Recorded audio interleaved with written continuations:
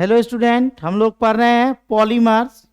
और पॉलीमर के बारे में हम लोग बताए थे कि दो तरह का पॉलीमर होता है। एक होता है आपका, बताए थे कि एक कंडेंस्ड पॉलीमर होता है, संघनन बहुलक होता है। एक जिसको हम लोग कोपॉलीमर भी कहते हैं, सह बहुलक भी कहते हैं। और एक बताए थे कि चेन ग्रोथ पॉलीमर होता है, ठीक है, और एक स्टेप ग्रोथ। तो चेन ग्रोथ हम लोग पहले पढ़ चुके थे, अब हम लोग क्या देखेंगे, स्टेप ग्रोथ पॉलीमर। कुछ एग्जाम्पल उसका बताए थे, ठीक है। उसमें सिंपल पॉलीमर में बताए थे कि जब एक ही मोनोमर हो और वही बार बार रिपीटेशन से पॉलीमर का क्या करता है, निर्माण करता है, ठीक है। और बताए थे एक ही प्रकार का जब मोनोमर जुड़ता है तब इसमें क्या होता है, चेन ग्रोथ पॉलीमर होता है, ठीक है। और 3 स्टेप में होता है, उसमें हम लोग पढ़े थे। यहाँ उसी का कुछ एग्जाम्पल हम लोग देखते हैं, फिर हम लोग आगे देखेंगे कंडेंस्ड पॉलीमर। देखिए यहाँ ये है पॉलीविनाइल क्लोराइड, इसको पीवीसी कहते हैं। हम लोग पिछले क्लास में भी देखे थे। पीवीसी क्या होता है कि जैसे आप पैखाना का पाइप देखिए, बिजली का तार देखिए, इस सब के ऊपर पीवीसी लिखा रहता है, इसका मतलब हुआ पॉलीविनाइल क्लोराइड, ठीक है। यह विनाइल क्लोराइड का पॉलीमर होता है, यह विनाइल क्लोराइड है, ठीक है। इसी का बहुलक है यह पीवीसी, पॉलीविनाइल क्लोराइड। यह रसायन तथा उष्मारोधी होता है और अत्यंत कठोर पदार्थ होता है। और कहता है इसका उपयोग जो होता है रेनकोट, बरसाती में होता है, ठीक है। हाथ का थैला, प्लास्टिक की गुड़िया, खिलौना, होज पाइप, विद्युत कुचालन तथा विनाइल फ्लोरिंग में होता है। फिर बताए थे पॉली एक्राइलेट्स। क्या बताए थे, पॉली एक्राइलेट्स। ध्यान दीजिएगा, स्क्रीनशॉट ले लीजिएगा तो।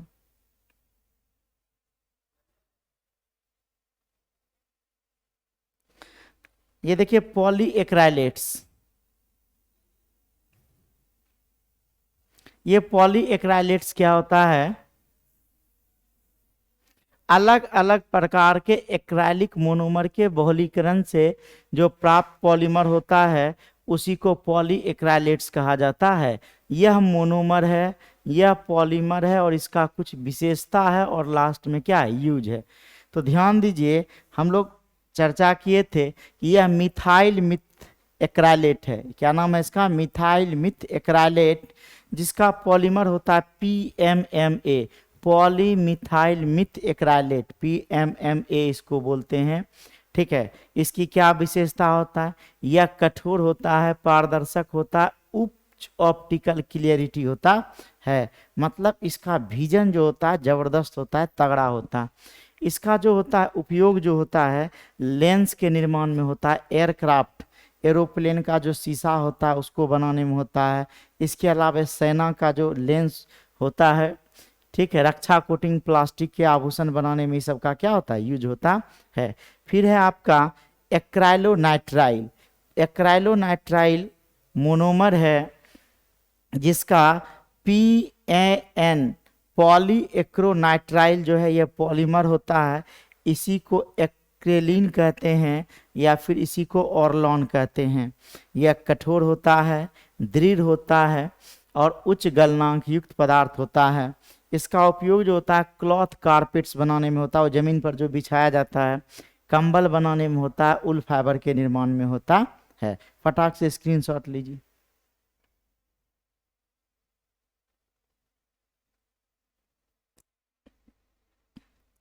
अब हम लोग यहां से देखें,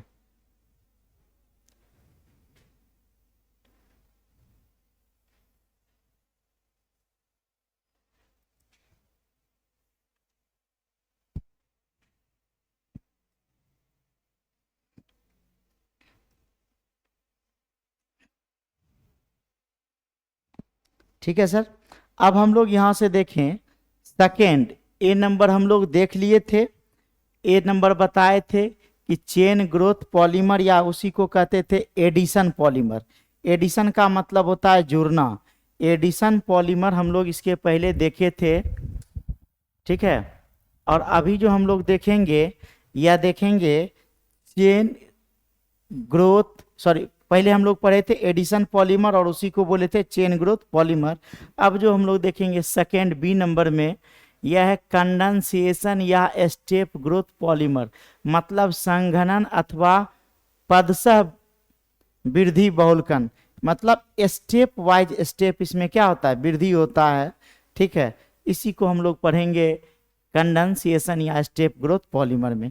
और यहाँ मोनोमर क्या होंगे, अलग अलग होंगे। इसके पहले जो देखे थे मोनोमर एक ही प्रकार के मोनोमर थे जिससे पॉलीमर बनता था, लेकिन यहाँ देखेंगे कि मोनोमर क्या है, अलग अलग प्रकार के होते हैं जिससे पॉलीमर बनता है। ध्यान दीजिए, इसमें कहता है कि जिस प्रक्रिया में असमान पॉलीफंक्शनल मोनोमर स्टेप वाइज संघनन द्वारा बहुलक का निर्माण करते हैं उसे संघनन बहुलीकरण कहा जाता है। इस प्रक्रिया में छोटे अणु जैसे H2O, HCl, NH3, ROH इत्यादि निर्गत होते हैं, मतलब निकलते हैं। ठीक है, अथवा नहीं भी निकलते हैं। इसके प्रत्येक स्टेप का उत्पाद भी प्रायः बाय फंक्शनल होता है, मतलब दो दो तरह का उत्पाद का निर्माण होता है। अतः संघनन का क्रम बार बार होता है, इसीलिए इस प्रक्रिया को स्टेप ग्रोथ बहुलीकरण कहा जाता है। सीधा सा समझेंगे कि बार बार जो होता है इसीलिए इसको स्टेप ग्रोथ पॉलीमर कहते हैं। इसमें पहला है सम इम्पॉर्टेंट कंडेंसेशन पॉलीमर, यही याद रखना है सर, इससे एग्जाम में क्वेश्चन पूछेगा और 2 नंबर का क्वेश्चन ज़्यादा पूछता है, ये काफ़ी महत्वपूर्ण होता है, इसको ध्यान से देखिएगा। ठीक है, इसका स्क्रीनशॉट ले लीजिए सर पहले।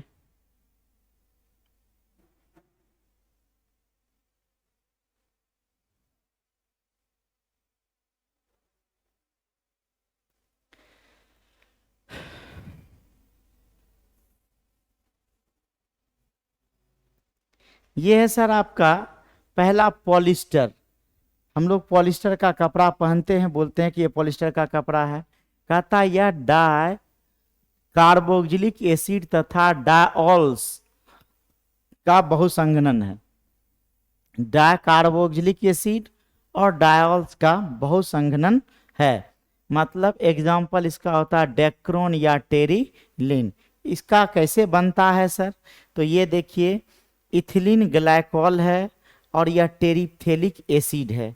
ठीक है, तो ये डाई कार्बोक्सिलिक एसिड हो गया और ये डायॉल हो गया इथिलीन ग्लाइकॉल। ये जब दोनों मिला तो यह डेक्रोन बनाया या टेरिलीन बनाया। ठीक है, ये आपका पॉलीमर है और ये अलग अलग मोनोमर हैं जो आपस में क्या किए हैं, मिले हुए हैं। स्क्रीनशॉट ले लीजिए, तब इसका हम लोग विशेषता देखें।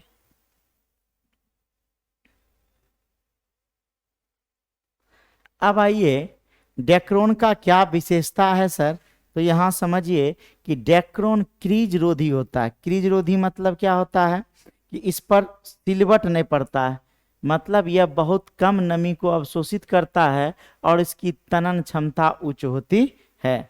आप कोठारी का गंजी देखे होंगे, बताए थे, उसको निचोड़ के झाड़ के पहन लीजिए, उसमें पानी अवशोषित नहीं करता।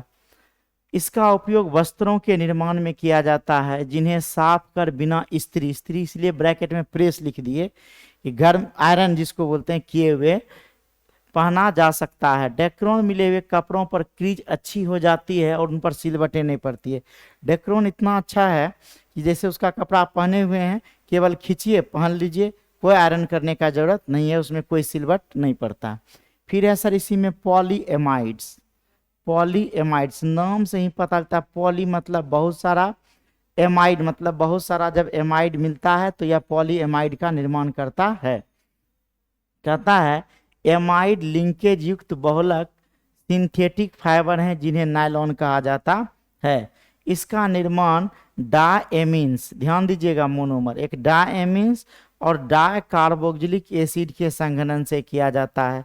इसका एग्जाम्पल होता है नायलॉन 66, नायलॉन 6। ये क्वेश्चन पूछता है 2 नंबर में, नायलॉन 6 क्या होता है, नायलॉन 66 क्या होता है, ये इंपॉर्टेंट है, थोड़ा देखिएगा।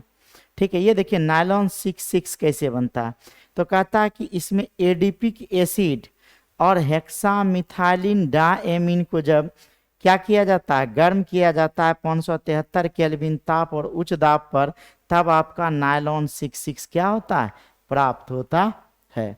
इसका स्क्रीनशॉट लीजिए।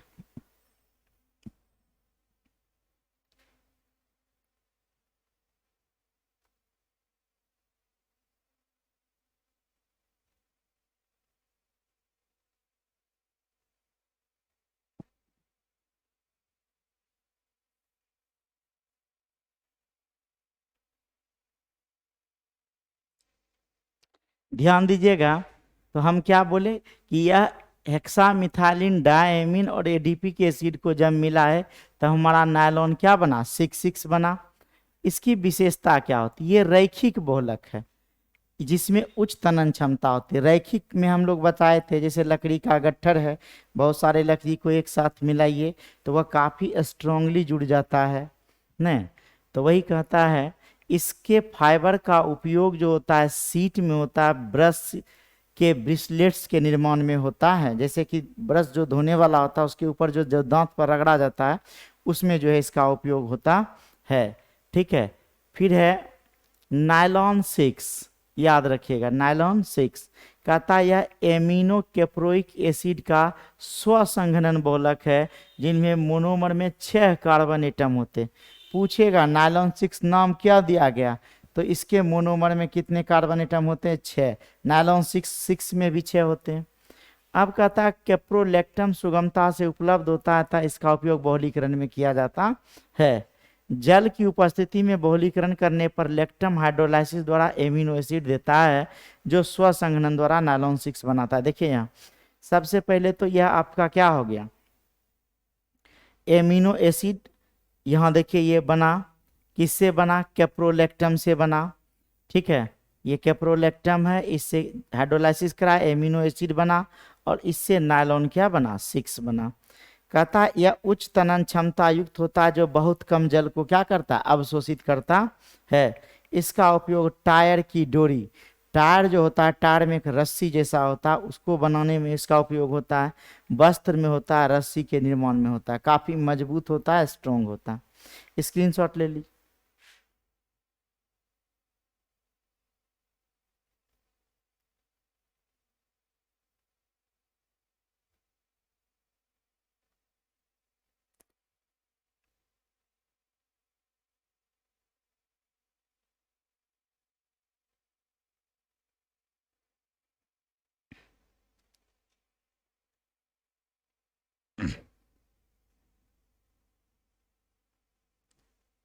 अब ध्यान दीजिए सर, यहाँ ये है फिनॉल फॉर्मल्डिहाइड पॉलीमर। ठीक है, कहता ये सबसे पुराना सिंथेटिक बहुलक है जो आज भी उपयोग में आता है। इसका एग्जाम्पल है लीनियर पॉलीमर नोवोलैक और क्रॉस लिंक्ड पॉलीमर बेकेलाइट। ठीक है, आज सबसे ज़्यादा यूज होता है। तो थोड़ा ध्यान दीजिएगा कि फिनॉल तथा फॉर्मल्डिहाइड को अम्ल और क्षार की उपस्थिति में जब संघनित किया जाता है तो ऑर्थो या पारा हाइड्रोक्सी मिथाइल फिनॉल व्युत्पन्न का निर्माण होता है जो पुनः CH2 से अभिक्रिया कर नोवोलैक प्रदान करता है। देखिए यहाँ यह फिनॉल है, क्या है, फिनॉल। यह फिनॉल जो होता है यह अभिक्रिया करता है किसके साथ, फॉर्मल्डिहाइड। ये आपका क्या है, फॉर्मल्डिहाइड। फॉर्मल्डिहाइड के साथ अभिक्रिया करता है। ठीक है, और क्या बनाता है यहाँ, ऑर्थो। ऑर्थो कब होता है, 1 और 2 पर कोई ब्रांच चेन होता है तो ऑर्थो कहते हैं। 1 और 4 पर जब ब्रांच चेन होता है तब इसको क्या कहते हैं, पारा कहते हैं। 1 और 3 पर होता है तो मेटा कहते हैं। लेकिन हम बताए थे आपको ऑर्गेनिक केमिस्ट्री में अधिकतर जो है वह ऑर्थो और पारा पोजीशन पर क्या करता है, प्रोडक्ट का निर्माण करता है।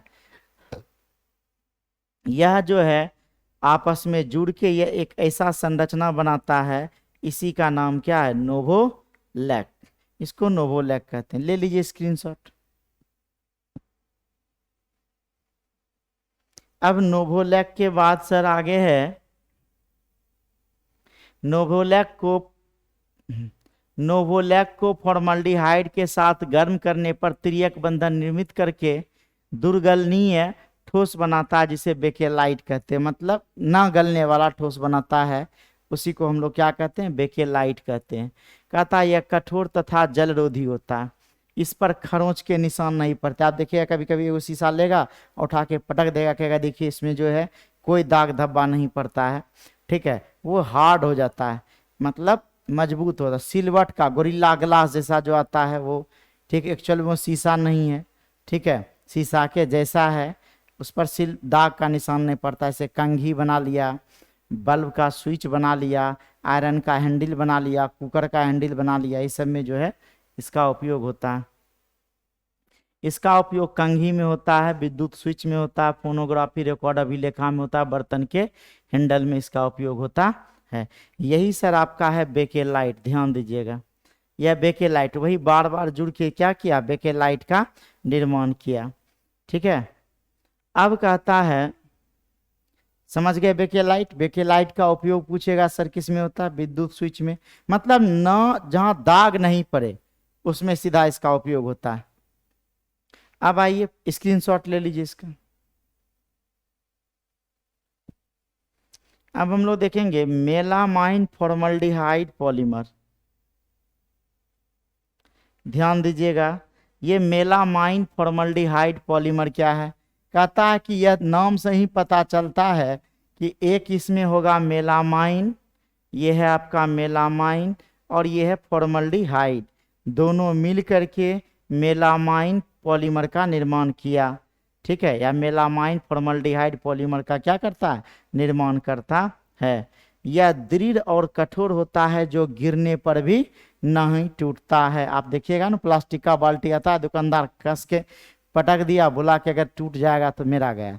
एक्चुअल में वो किसका बना होता है, यही मेलामाइन फॉर्मल्डिहाइड का बना होता है, और काफ़ी स्ट्रॉन्ग होता है और टूटने वाला नहीं होता है। इसका उपयोग बिना टूटने वाले प्लास्टिक बर्तन के निर्माण में होता है। कोपॉलीमर सह बहुलीकरण, सह मतलब क्या हो गया, जिस बहुलीकरण द्वारा दो या अधिक अलग अलग मोनोमर संयोग कर सह बहुलक का निर्माण करते हैं, सह बहुलीकरण कहलाता है। यह चेन तथा स्टेप दोनों प्रकार के ग्रोथ दर्शाते हैं। अलग अलग प्रकार के मोनोमर होंगे और इससे पॉलीमर बनाएगा, और पॉलीमर में क्या होगा कि सह बहुलक भी हो सकता है। ठीक है, और कोपॉलीमर सह बहुलक हो गया, या फिर क्या हो सकता है, सरल बहुलक भी हो सकता है। इसका एग्जाम्पल है सर, स्क्रीनशॉट ले लीजिए।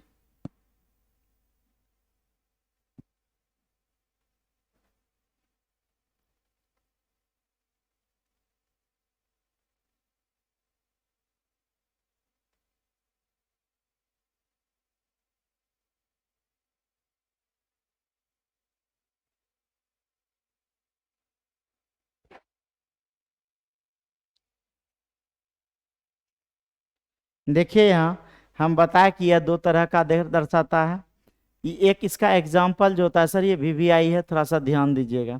Buena S rubber, buta 13 diene styrene का सहबोलक है। पूछेगा ब्यूना एस रबर किसका बहुलक है, तो ब्यूना एस ब्यूटा 13 डाइन और स्टारिन का क्या है, बहुलक है। मतलब दो अलग अलग मोनोमर मिले और ब्यूना एस रबर का निर्माण किया। नाम इसका ब्यूना एस क्यों पड़ा, ब्यू का मतलब हो गया ब्यूटाडाइन, ना का मतलब हो गया सोडियम, एस का मतलब हो गया स्टारिन। ठीक है, ब्यूना ब्यूटाडाइन सोडियम, तो सोडियम ब्यूटाडाइन और एस स्टारिन बहुलक हो गया। यह कठोर एवं प्राकृतिक रबर का अच्छा विकल्प है। यह कठोर भी होता है और नेचुरल रबर के बदले इसका उपयोग किया जा सकता है।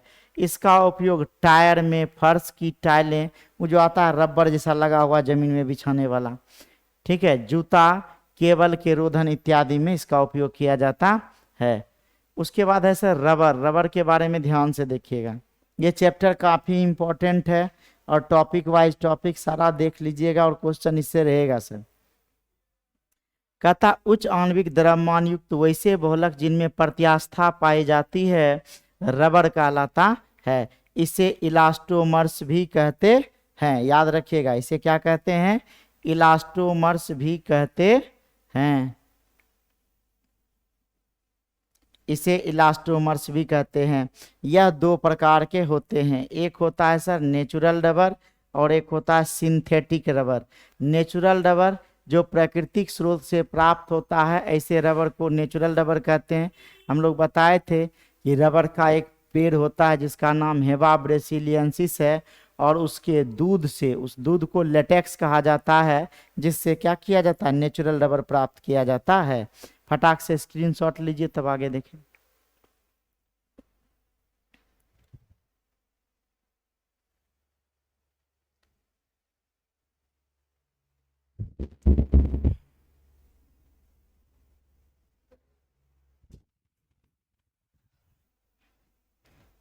अब देखिए, तो यह नेचुरल रबर क्या है सर, समझिए नेचुरल रबर बताएं। इसको थोड़ा सा ऊपर करके हम दिखाते हैं, ध्यान से देखिएगा।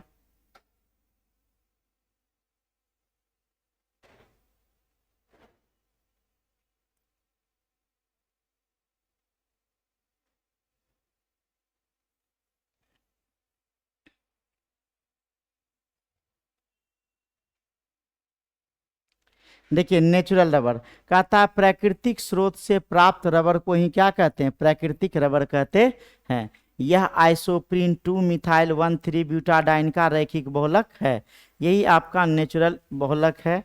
ठीक है, अब इसका क्या यूज, क्या विशेषता है, ये हम लोग देखें।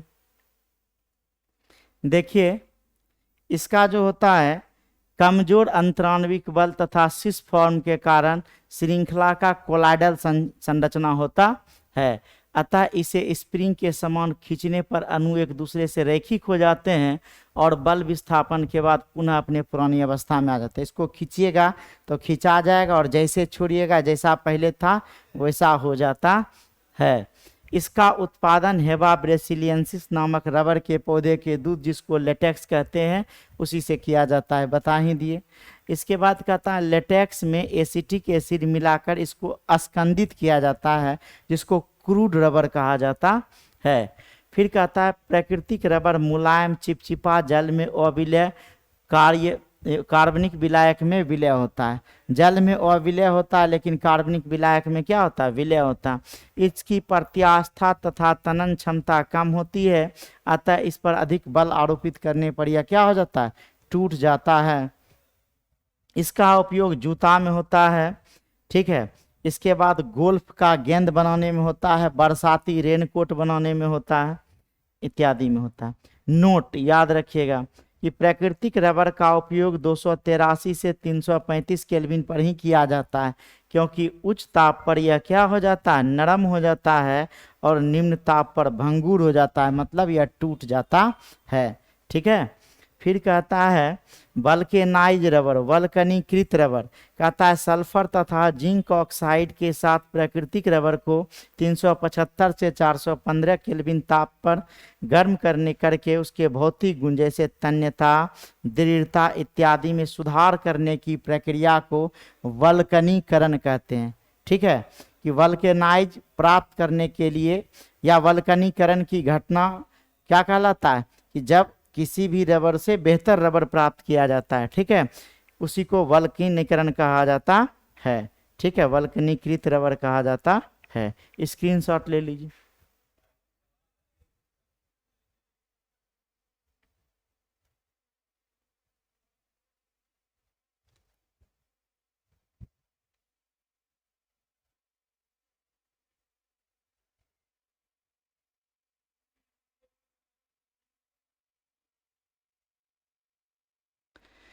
समझिए, यहाँ कहता है इस प्रक्रिया में सल्फर क्रॉस लिंक एजेंट का कार्य करता है। देखिए सल्फर की मात्रा काफी महत्वपूर्ण है। सल्फर की मात्रा को डाल करके रबर की गुणवत्ता को क्या किया जाता है, बढ़ाया जाता है। जितना सल्फर की मात्रा डाला जाएगा उस रबर की उतना ज़्यादा गुणवत्ता आएगा। आप देखे होंगे बैटरी का ढक्कन जो होता है, जो जिसमें एक्साइड वेक्साइड लिखा रहता है, वो हार्ड बनाया जाता है, टायर बनाया जाता है, उसको हार्ड कहते हैं। ये डिपेंड करता है कितना एस डाला गया। ठीक है, ये सल्फर डाल करके उसका प्रोसेसिंग किया जाता है।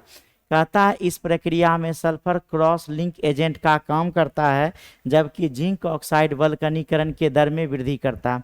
वल्कनीकरण द्वारा एडजेसेंट चेन के बीच पॉलीसल्फाइड एस बॉन्ड, याद रखिएगा, का निर्माण होता है, जिसकी अंतराणविक गति क्या हो जाती है, रुक जाती है, और रबर में अत्यधिक प्रत्यास्थ हो जाता है, और यह क्या हो जाता है, कठोर हो जाता है। यही वल्कनाइज रबर है। मतलब यहाँ देखिए सल्फर सल्फर डाल डाल करके जो है इसको क्या किया गया, स्ट्रॉन्ग बनाया जाता है। याद रखना है, सल्फर डाल के इसको क्या बनाया गया, स्ट्रॉन्ग बनाया गया। अब इसका क्या खासियत है, वल्केनाइज रबर की कठोरता किस पर डिपेंड होता है, बताया अभी, सल्फर की मात्रा पर। जितना ज़्यादा सल्फर डाला जाएगा वो उतना ही ज़्यादा मजबूत होगा। अतः टायर के निर्माण के लिए प्रयुक्त रबर में लगभग 5% सल्फर होता है, जबकि बैटरी कैबिनेट के निर्माण के लिए 30% सल्फर का क्या किया जाता है, उपयोग किया जाता है। 5% अगर किया तो टायर वो अपने में हार्ड होता है और बैटरी में और ज़्यादा मात्रा में डाला गया और हार्ड हो जाता है। ठीक है, स्क्रीनशॉट ले लीजिए फटाक से।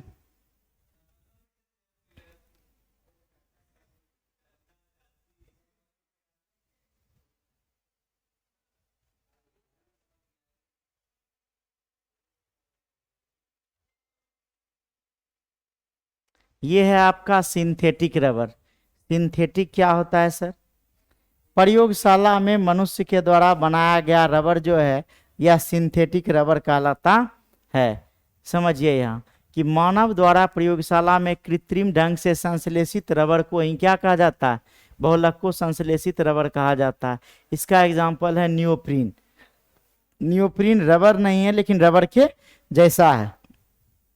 कहता है विनाइल एसिटिलीन और HCl की अभिक्रिया से क्लोरोप्रीन प्राप्त होता है, जिसका बहुलीकरण करने पर पॉलीक्लोरोप्रोपीन बनता है।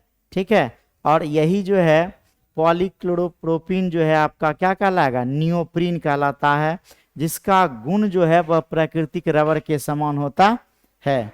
ठीक है, अब कहता है इसका तनन क्षमता जो होता है उच्च होता है, इसमें तेल डालडा के प्रति प्रतिरोधकता अधिक होती है, अतः यह उच्च ताप पर अस्थायी एवं मजबूत होता है।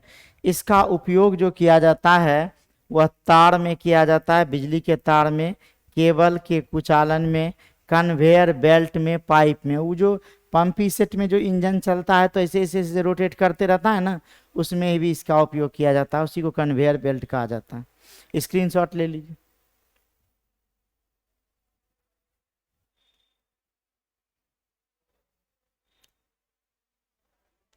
अब आइए नेक्स्ट है ब्यूना एन रबर। इसके पहले हम लोग देखे ब्यूना एस रबर, यहाँ हम लोग क्या देखेंगे, ब्यूना एन रबर।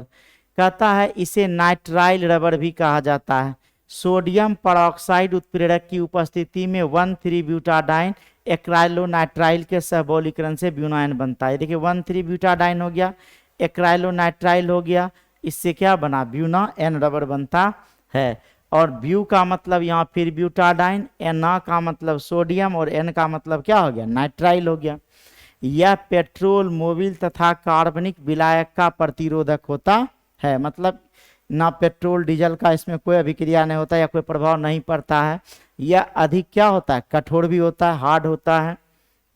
इसका उपयोग तेल सील, पाइप तथा टैंक के स्तरण में होता है। जो तेल वूल भेजा जाता है एक जगह से दूसरे जगह तक, उस कंटेनर के अंदर में इसका एक लेयरिंग कर दिया जाता है ताकि चिपके नहीं। इसके अलावे पाइप में कोई भी जहाँ सील्ड, जहाँ की लीकेज ब्रेकेज ना हो, उसके अंदर इसका स्तरण किया जाता है।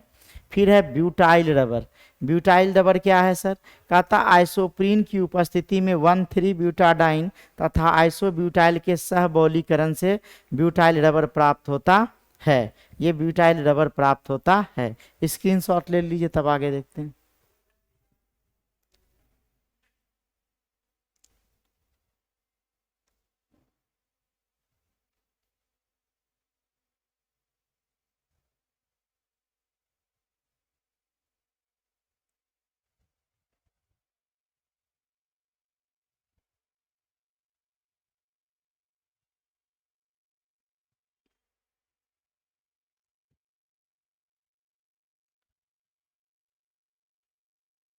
ध्यान दीजिएगा, यह एसिड तथा बेस का प्रतिरोधक होता है। ना तो इसके ब्यूनाइन के ऊपर ना अम्ल का कोई प्रभाव पड़ता है, ब्यूटाइल रबर के ऊपर, ठीक है, ना अम्ल का कोई प्रभाव पड़ता है, ना क्षार का कोई प्रभाव पड़ता है। ठीक है, इसका उपयोग टायर के ट्यूब बनाने में होता है। अब आइए, ये अलग टॉपिक है इसमें। इससे पहले जो भी पढ़े सर उससे क्वेश्चन पूछता है और क्वेश्चन पूछेगा ही, याद रखिएगा। ये लास्ट टॉपिक है इसका, molecular mass of polymer. Polymer का क्या, आणविक द्रव्यमान। पॉलीमर का आणविक द्रव्यमान कहता है किसी बहुलक में अलग अलग लंबाई के चेन होते हैं, अतः उसका आणविक द्रव्यमान हमेशा एक औसत होता है। लेकिन प्राकृतिक बहुलक में एक समान लंबाई के क्या होते हैं, नियत दाब के समान लंबाई के चेन होते हैं, अतः इसका आणविक द्रव्यमान नियत होता है। समझिए, मानव जो बनाता है वो अलग अलग लंबाई का होता है, तो अलग अलग आणविक द्रव्यमान होगा, और प्रकृति से जो प्राप्त हुआ वह एक समान लंबाई का होगा, एक जैसा होगा। यहाँ देखिए, बायोपॉलीमर जैविक बहुलक। जैविक बहुलक क्या है? सजीवों द्वारा संश्लेषित बृहद अणु को जैव बहुलक कहा जाता है। इसका उपयोग जनरली जो है अचरा कचरा सड़े गले चीजों को समाप्त करने में होता है। ध्यान दीजिएगा, एग्जाम्पल है इसका डीएनए, आरएनए, प्रोटीन, पॉलीएक्राइलेट्स। ये हम लोग बायोकेमिस्ट्री में इसके बारे में पढ़ेंगे। ये देखिए, बायोडिग्रेडेबल पॉलीमर क्या है? जैव निम्नीकरण बहुलक। कहता एंजाइम उत्प्रेरक तथा ऑक्सीकरण द्वारा छोटे छोटे अणु में विखंडनीय बहुलक को जैव निम्नीकरण बहुलक कहते हैं। और बहुलक जो है अपशिष्टों के निपटारे की समस्या से छुटकारा पाने के लिए एवं मानव शरीर में प्रयुक्त किए जा सकने वाले सुरक्षित बहुलकों को विकसित करने के लिए उपयोग में जैव निम्नीकरण बहुलक विकसित किए गए। सीधा समझिए ना कि जैव निम्नीकरण जो अनवांटेड चीज है उसको सराहने गलाने के लिए इसका क्या किया जाता है? उपयोग किया जाता है। स्क्रीनशॉट ले लीजिए।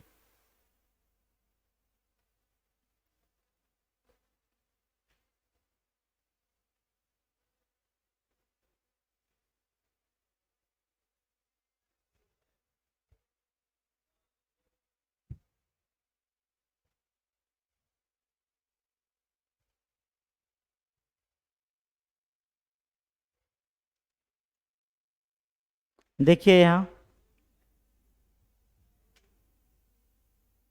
यह काम कैसे करता है ये देखना। क्या है सर? यहाँ जैव निम्नीकरण बहुलक एंजाइम उत्प्रेरक तथा ऑक्सीजन द्वारा छोटे अणु में विखंडनीय बहुलक को जैव निम्नीकरण बहुलक कहते हैं। बता ही दिए। बहुलकों में जैव बहुलक एवं लिपिड्स के समान क्रियाशील समूह होते हैं जो एंजाइम हाइड्रोलाइसिस तथा ऑक्सीडेशन के द्वारा निम्नीकृत हो जाते हैं। एंजाइम क्या होता है सर? हमारे बॉडी के अंदर पाया जाता है या किसी भी जीव के अंदर पाया जाता है। जब वह मर जाता है तो वह एंजाइम जो है क्या करता है? अपना वर्क करना शुरू करता है और यह तेजी से डिकम्पोज करता है, चीज़ों को सराता गलाता है। ठीक है। अब कहता है इसका एग्जाम्पल जो है पॉलीहाइड्रोक्सी ब्यूटरेट को बीटा हाइड्रोक्सी वेलेरेट, शॉर्ट में इसको पीएचबी भी कहते हैं सर। एक बार और नाम ध्यान से देखिए, पॉलीहाइड्रोक्सी ब्यूटारेट को बीटा हाइड्रोक्सी वेलेरेट, इसको पीएचबी भी कहते हैं। यह स्टर बंधित 3 हाइड्रोक्सी ब्यूटाडाइन ब्यूटेनोइक एसिड और 3 हाइड्रोक्सी पेंटेनोइक एसिड का मोनोमर सहबहुलक है, मोनोमर का सहबहुलक है। ठीक है, इसका स्क्रीनशॉट ले लीजिए।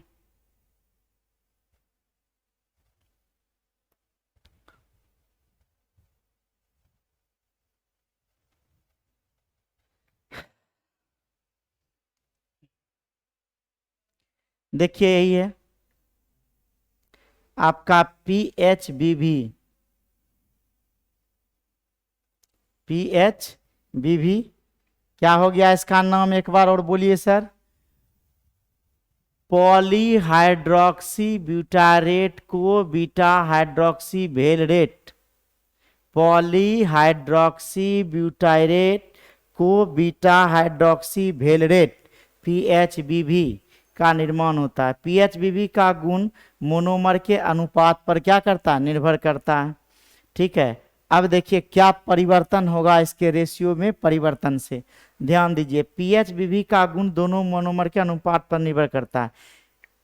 एचबीए और एचपीए, एचबीए सहबहुलक को मजबूती प्रदान करता है जबकि एचपीए लचीलापन प्रदान करता है। जिसका जहां जरूरत होगा वैसा हम लोग उपयोग कर लेते हैं।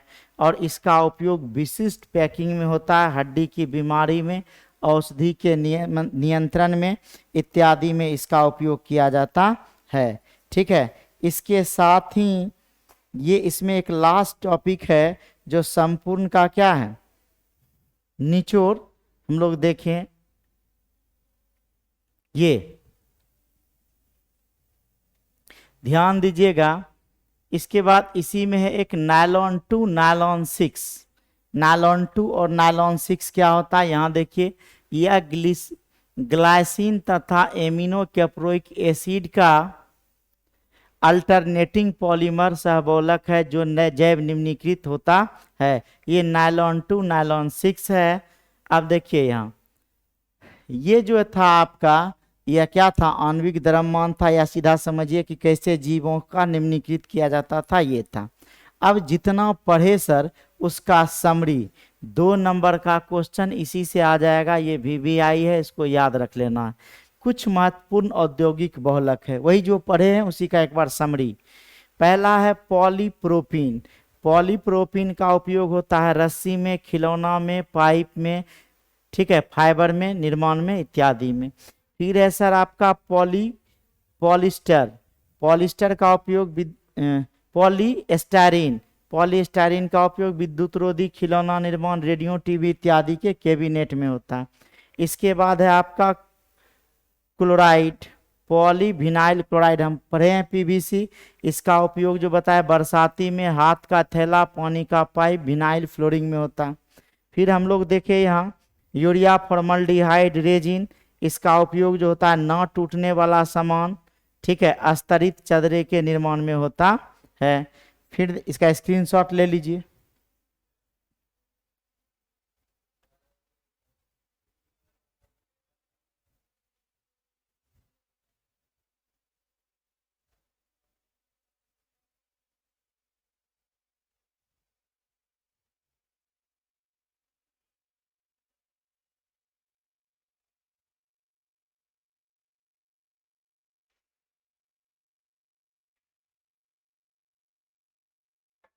इसको याद ही कर लीजिएगा सर, और ये रहेगा क्वेश्चन बैंक में, आप देखिएगा आपको सारा क्वेश्चन इसका रहेगा। ये काफी इंपॉर्टेंट टॉपिक है। अब आइए ग्लिप्टल। ग्लिप्टल जो है सर, यह पेंट में, परलेख में और परलाक्ष बनाने में उपयोग होता है। पेंट जो हम लोग घर में करते हैं। फिर है बेकेलाइट। बेकेलाइट बतेबे किए कि जिसमें खरोंच का दाग नहीं पड़े, कंघी, विद्युत स्विच, बर्तन का हैंडल, कंप्यूटर डिस्क के निर्माण में, जिसका बार बार यूज होता है, उसमें दाग ना पड़े, इसके निर्माण में होता है। फिर है पॉलीइथीन। पॉलीथीन पन्नी, प्रयोगशाला पात्र बनाने में, घरेलू सामान बनाने में इसका उपयोग होता है। इसके साथ है टेफ्लॉन, स्नेहक के रूप में होता है, विद्युत रोधी के रूप में होता है, खाना बनाने वाले बर्तन के हैंडल के निर्माण में होता है। फिर है आपका पॉलीएक्रोनाइट्राइल, या इसी को ऑर्लॉन कहते हैं, यह संश्लेषित रेशों तथा ऊन के निर्माण में होता है। फिर है आपका नियोप्रीन।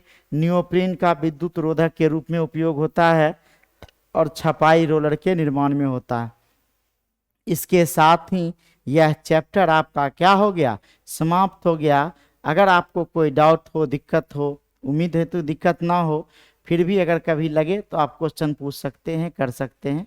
चलिए, थैंक यू।